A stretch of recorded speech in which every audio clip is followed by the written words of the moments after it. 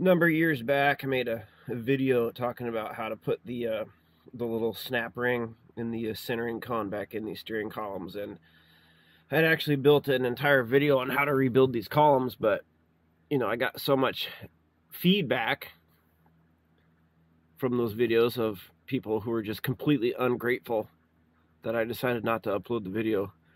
Everybody's like, how come you didn't show me how to rebuild my Ford column for free? Thumbs down, I want it for free and I want it now. So, it's been a couple years. Finally got another one of these in here. So I think I'm going to make a video on this one, just because this is probably the last one of these I'm going to do. Okay, so here's what the problem is. Well, there's a lot of problems. First of all, this is the actuator lever here that changes the actual shift itself. Then you have a lockout solenoid here. Now this is not present on the, was it 80 through 97? This is the 99 and up version that has this. So what happens here is a couple things. First of all, these bolts right here will work themselves loose, which will make your shifter sloppy. Also, we got these plastic bushings up here on the top that wear out. So we're going to be replacing those. Also, the thing that was making it cracky and poppy is this bearing here. You can kind of see all that poop coming out of there. That's just a bearing that's been ground into pieces. So we got one bearing here, the big one's back here in this section, so we're going to take all this apart, and then there's another bearing back here that this shaft rides on. So a lot of pieces here to take apart, and so all you got to do is just pull it out. So there's going to be somebody who says, you didn't show me how to pull it out. Dude, figure it out, man. Just figure it out. I can't babysit and tell everybody step by step how to do things every time. If you're in the position where you're going to do this type of stuff, you need to be able to figure this out. So with that being said, what I'm going to do now is we're going to get this shift assembly off and then get these pieces off so I can get that bearing out. And then this spring, got to get that spring thing out of there. That's what keeps the pressure on the tilts. When you pull the lever, it pops up. We got to get that out of there, which is a pain in the ass to get back in there. We'll worry about that later. But that's pretty much it. And then here we have the tilt actuator rods, I guess you could say. That's what they go in alternate positions, so that you can kind of get an in between in the setting. So there's springs back here, which is another pain in the ass to deal with. So all in all, this is just a total pain in the ass. But here we go. So here we got the rear bearing housing, towards the bottom where the shift lever is. And this is the old bearing. Nothing really too spectacular. There's not a whole lot of weight or anything on that. It just sits in this little plastic housing, and it's just held in by this little rubber grommet, which you can pull right in and right out.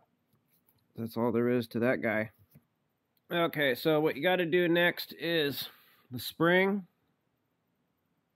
for the tilt. You got to pull that out, and then it lives in this little hole here, goes across here. You got to figure it out. You got to figure out how to do it. I can't show you how to do it. You just got to figure it out. Then what you have to do is this is what the ignition switch, the actual switch. So here's the switch, connects to this rod here, which then connects to the tumbler. So what you have to do is you have to go in here and take the worm gear out and the two retainers, and that lives down inside this. Now that will allow you to pull this out so that you can get this section off. There's no other way to do this. You have to do it this way. So when you put this back together, you want this little edge right here to line up with this edge back here, and then this thing right here. See how it's got that big foot down there at the bottom? You want that to line up with this this casting mark here. You want that to be like that. So you're gonna have to mess with it. There's no. I've never put one of these together and just had it go together.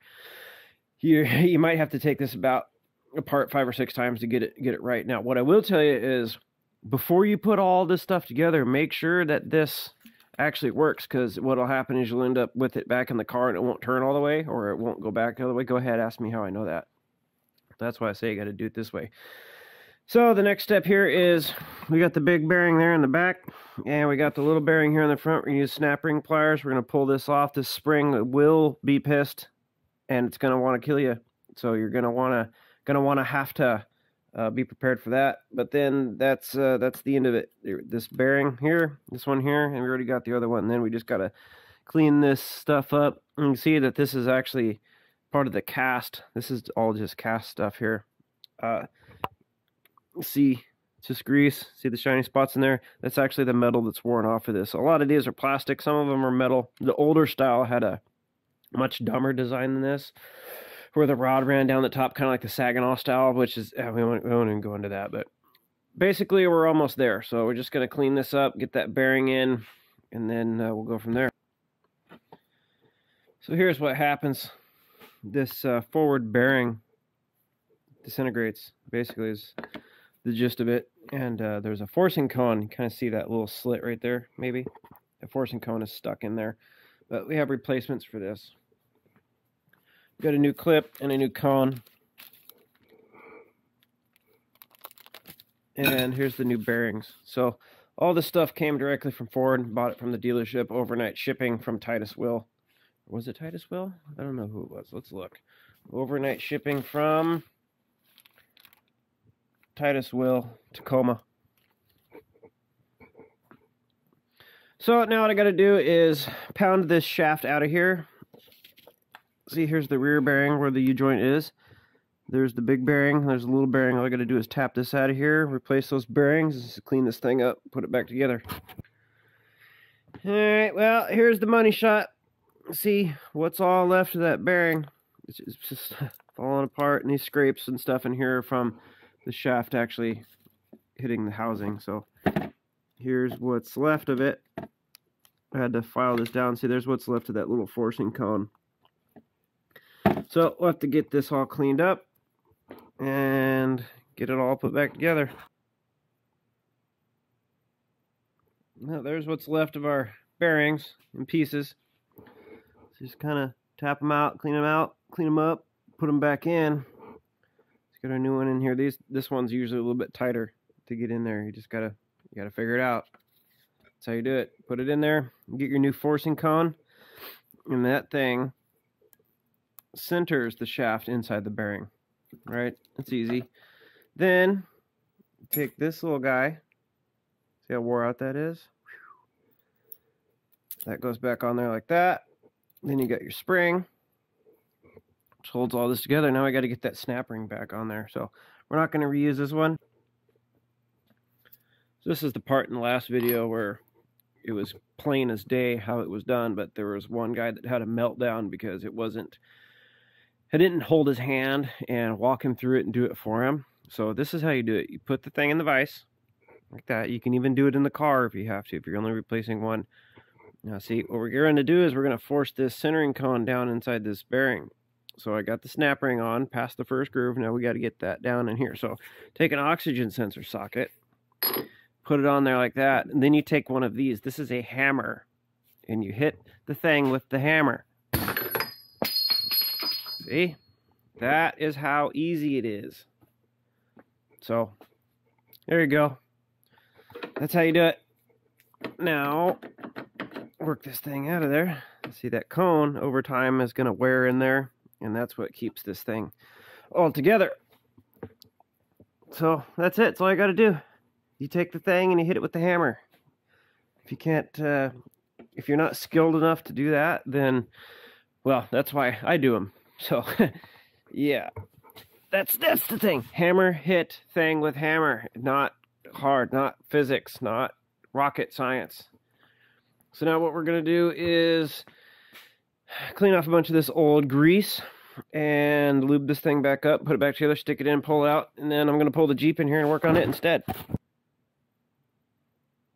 I'm starting to reassemble this thing here. I like to just stick that shaft down in my cart there, and then you need to worm that little plastic shaft back into here, and you have to grab a hold of these with your fingers, pull them out, and then set this down in there until you can get your screws back in.